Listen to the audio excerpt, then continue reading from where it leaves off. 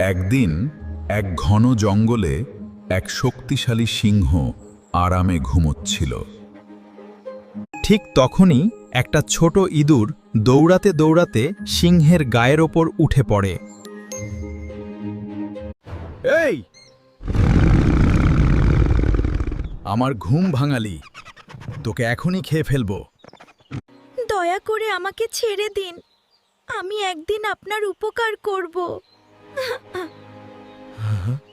হাহা, তুই এত ছোট, তুই আবার আমার কি উপকার করবি? তবুও সিংহ দয়া করে ইঁদুরটিকে ছেড়ে দিল। কিছুদিন পর সিংহ শিকারীর জালে আটকে গেল। সে যতই চেষ্টা করুক বেরোতে পারছিল না।